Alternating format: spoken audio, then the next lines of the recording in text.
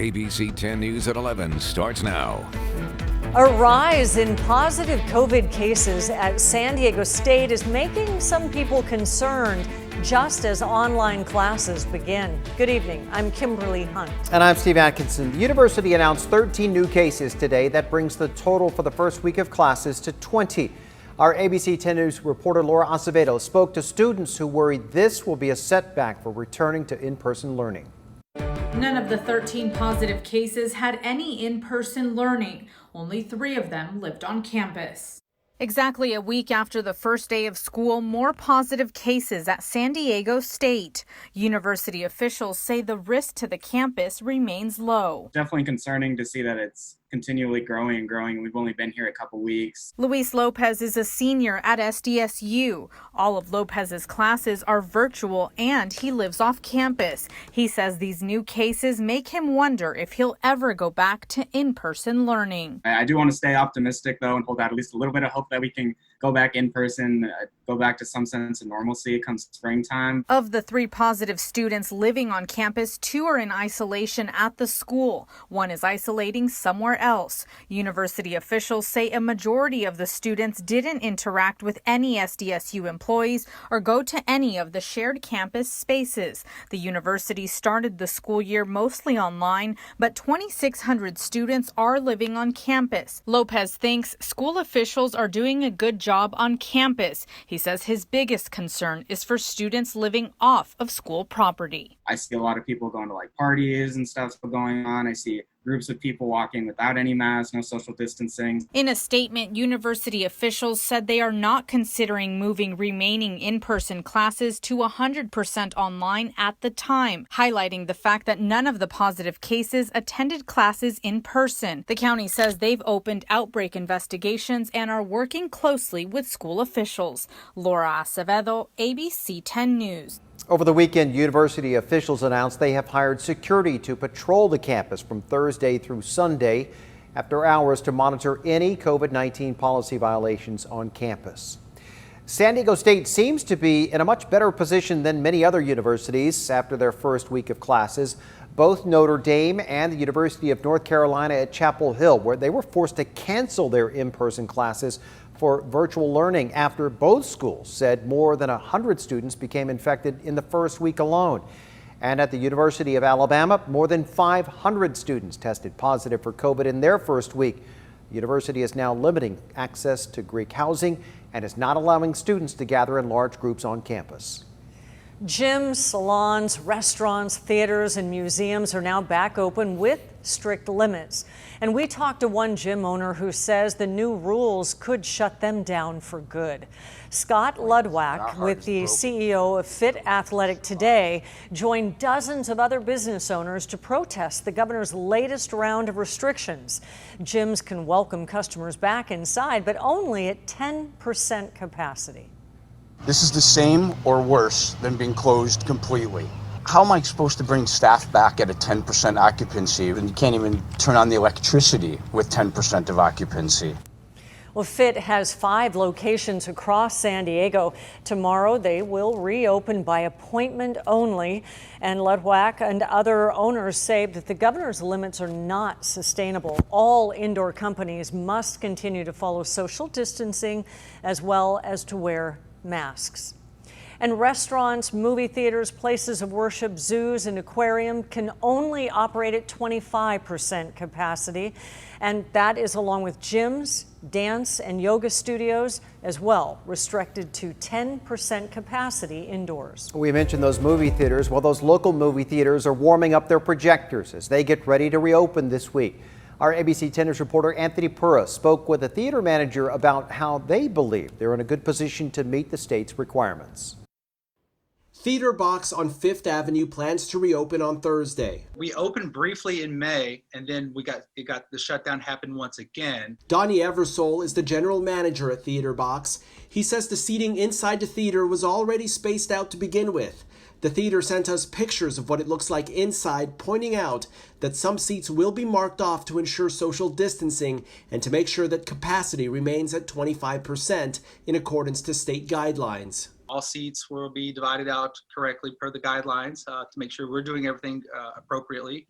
But they're going to get a lot of the same things they had before, and hopefully that's just more good times and more good films. As far as what that means for their bottom line, Eversole says the Sugar Factory, the restaurant attached to the theater, reopened its indoor dining at limited capacity on Monday. Moviegoers can order food and drinks from there. There's a dinner option before. You can get dinner after. There's going to, all the drinks, all the desserts, all those things that make it a full date for whatever the case may be. So there's a lot of opportunity for other things to maybe hit those numbers. This is video sent to ABC 10 News from Regal Cinemas. Regal says it plans to reopen its San Diego County locations on Thursday. There will be new rules also in place to meet state guidelines for reopening.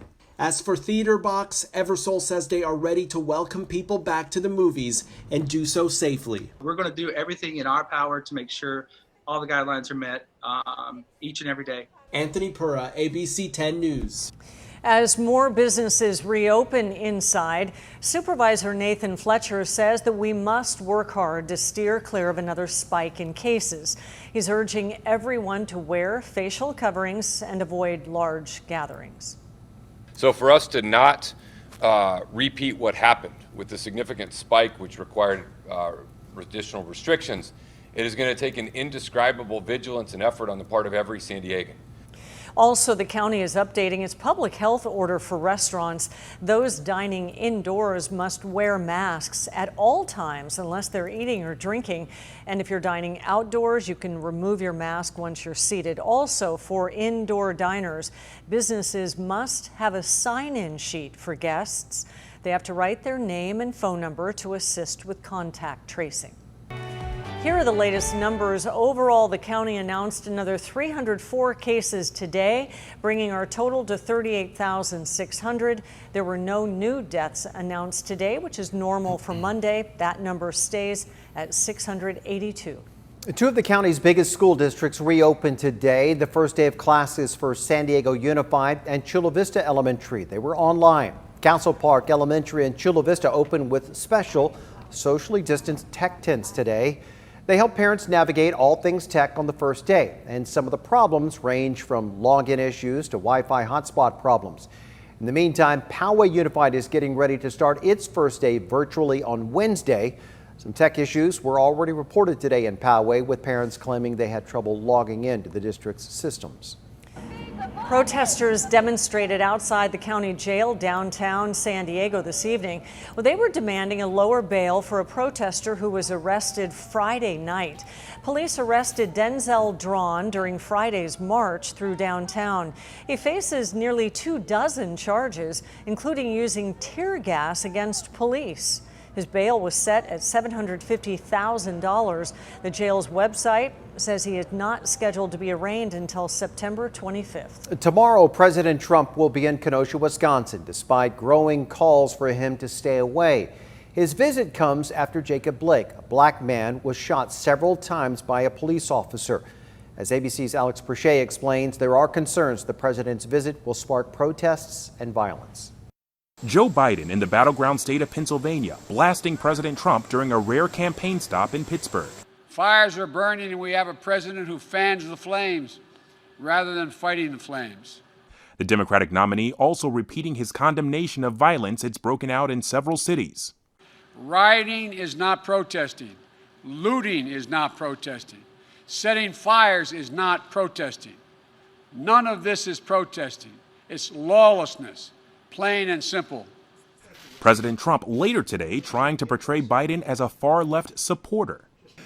The violent rioters share Biden's same talking points, and they share his same agenda for our nation. You know me. Do I look like a radical socialist with a soft spot for rioters? Really?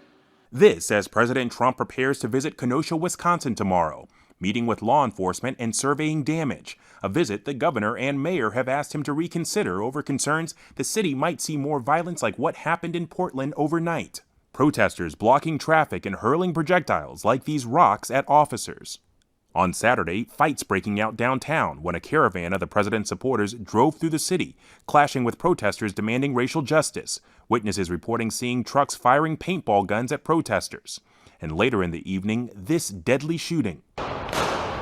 Police saying the man killed was 39-year-old Aaron Danielson, seen wearing a Blue Lives Matter flag and reportedly a hat that belonged to a right-wing group. Today, the president condemned that shooter, but refused to do the same for Kyle Rittenhouse, the 17-year-old Trump supporter charged with shooting 3 people, 2 of whom died during protests last week in Kenosha. I guess he was in very big trouble. He probably would have been killed. When asked if he'll meet with the family of Jacob Blake during tomorrow's visit, the president saying Blake's family wanted a lawyer present. The president didn't think that was appropriate. Alex Berchet, ABC News, Washington.